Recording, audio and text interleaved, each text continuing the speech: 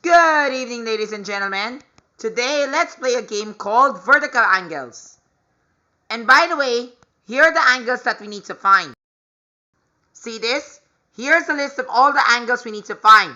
We need to find the measure of what's HDG, CDE, CDF, BDC, ADF, HDA, BDE, and ADC. Now let's see if we can get them all. First of all, look at the figure. Look, we have the letters A, B, C, D, E, F, G, and H. The letter D is in the central vertex, alright? So it says here, look at the clues. It says here that angle ADB measures 67 degrees. And angle GDF measures 90 degrees as well. If you see a box that looks like this, there's a right angle. Now, oh yeah, forgot to mention the right angle. That's for angle BDH pala. Angle ADB, 67 degrees. Tapos, ito pa rin. It says here, angle EDG. Angle EDG measures a big fat total of 130 degrees. Now, with all these facts, let's solve for the following. Okay, now let's play. So first of all, we need to find if this may be a bit complexified, but yet we can still solve it. But how? First, let's take a look at this. We have here that angle ADB measures 67 degrees. Wait lang ah. Yan, ADB. It measures 67 degrees. Per angle BDH measures 90 degrees. So if I were to check with my protractor, it should look something like this. Naka 67 degrees ba?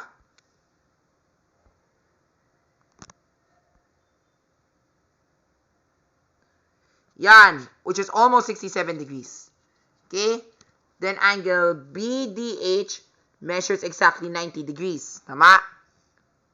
Yes, it sure does. Now, we need to take note that these two angles, angle BDA and angle ADH, are both complementary angles, right? With radii as the common side. So, it's solvable to find for angle HDA. HDA. And how do we do it? If your answer is 90 minus 67, you are correct. Why 90 minus 67? Because 90 degrees, diba 90 degrees to, diba? The entire thing. And we need to subtract 67 degrees so that we can get the measure of this. 67 plus what equals 90? If your answer is 23 degrees, you are correct. But we need to check first to verify, okay? Okay, there we go. It had been verified that angle HDA measures 23 degrees. Okay? So now that we found the measure of angle ADH, let's see if we can solve for the others. What about nga pala, since it's part of the list, let's update the list muna.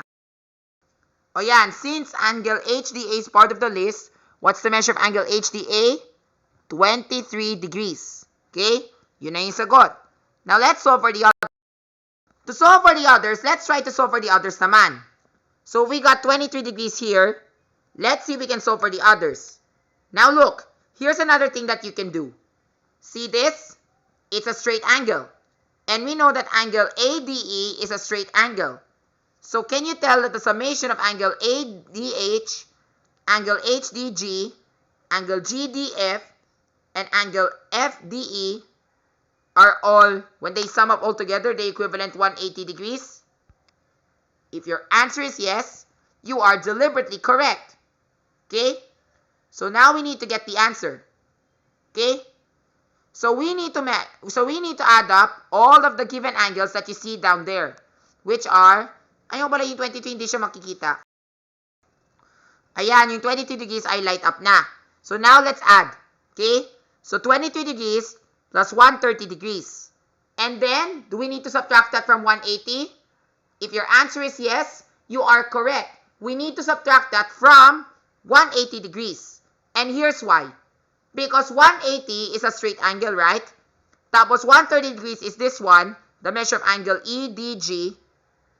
And the measure of angle ADH is 23 degrees. So we add these two together, 130 plus 23. Then whatever summation we get from the two, we subtract that from 180. Tama? Now we can get the measure of angle HDG. So let's work this out on paper.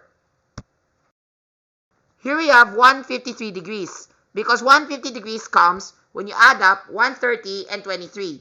Diba? Now it says we need to subtract. So 180 minus this one. This one becomes 7, 7, 27. Let's see if that measures 27 degrees. Almost 27 degrees. Pero, it's still verified na 27 degrees to, okay? So, the measure of angle HDG is 27 degrees. 27 to, ha? Let's see if it's part of our list. Yan, meron tayong HDG. So, the measure of HDG is 27 degrees. Okay? Yun, very good. Now, we got two information done. Let's keep solving. Okay, what about the 130 that you see there? Remember, take note, 130 degrees is the measure of angle EDF. We need to get the measure of, EDG pala. We need to get the measure of EDF. How do we do that? Remember, GDE is 130 degrees. Then angle GDF is 90. So we can get the measure of EDF through the game of adjacent angles. Diba? Adjacent pairs. That brings up to the summation of 130 degrees. So we need to get 40 degrees. So if this is 90 degrees, what should be the measure here? If your answer is 40 degrees, you are deliberately correct.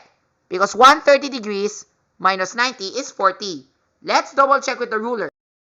Ayan, so tama. 40 degrees lamang. Okay? Isn't there anything else we need to solve? Oh yeah, right. How about the last two angles? By the way, let's start off with CDE muna. For solving for the measure of angle CDE, it's very easy. You know why? Because look, there are many ways in how you can solve it. Either you can play the game of straight angle because angle CDG is deliberately a straight angle. Or you can play the game of complementary angles pa rin. Do I remember 40 degrees? And then since we know that angle GDF is a right angle, therefore angle CDF is also a right angle. To verify, let's see if it makes sense. Yan, so tama na naman tayo. It is deliberately a right angle. Now, let's solve for the measure of angle. So they are complementary. So how can you find the measure of angle CDE? Very easy lang to. 90 minus 40 equals 50. So this measures 50 degrees. Okay? Now you have 50 degrees as the measure of angle CDE. Now, can we play the game of vertical angles pa rin to solve for the answer? Yes, we can. Isum mo yung dalawa and we get 50 degrees. And these two are vertical pairs. Tama? So yun lang. Now, last but not least, now that you've already gotten everything, what's only left na lang is angle BDC. How do we get the measure of that? You can either add up all the angles all together and then subtract that from 360 so that you can get the measure of the remnant one, or you can play the game of supplementary angles. What I would rather do na lang is play the game of supplementary angles to make my life simplified. Okay? Because remember, angle ADB, angle BDC, and angle CDE form the straight angle. These three angles are used to form the straight angle of angle ADE. Now, let's solve for angle BDC. To solve for angle BDC, madali lang yan. I-add up mo whatever's given. 50 and 67. So, when we add this up all together, we should get 117. Now, 180 minus 117. So, 50 plus 67, tama? They should get 117. Then, 180 minus 117. This becomes 3. This becomes 7. 7 minus 1. Tama! So, therefore, the remnant angle must measure 63 degrees. 63. Let's see if it makes sense. Yup, there you have it. It measures 63 degrees. No excuses, alright? Now we're done playing the game of vertical angles. But wait, we're still not yet done. You want to know why? That's right, because we still have a list. We need to get the measure of all the other angles, alright? So we need to get the measure of angle CDE. Alright? CDE, nasa na yun? Angle, in our problem. CDE. Ayan, meron tayo. Di ba 50 degrees na nakuha namin? So angle CDE, ito yun. It measures 50 degrees. Next, angle CDF. Nasaan po yung CDF?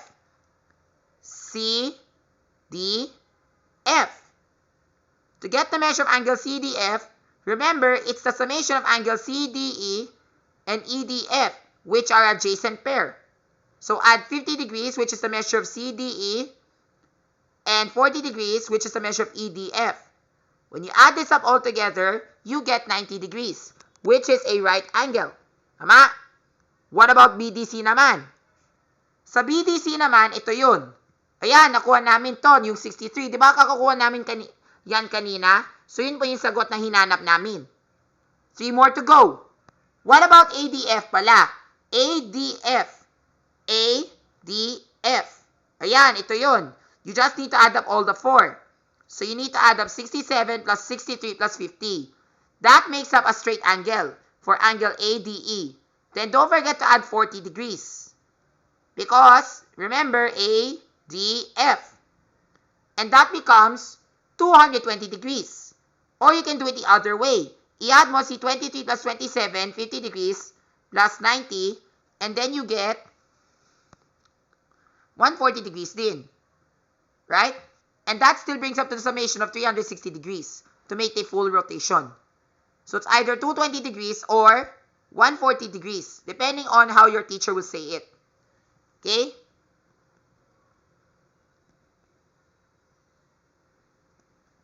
Meron pa, BDE naman.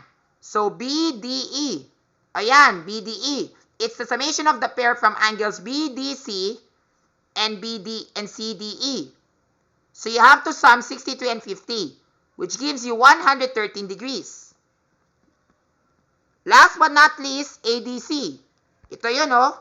ADC. Madali lang yan. Isum mo yung measure ni angle ADB and BDC. And if your answer is 130, yes it is. Or you can also play the game of supplementary angles, diba? So what you call this, 180 minus 50 equals 130, diba? So yun. And there you have it. Those are all the answers. Thank you and goodbye.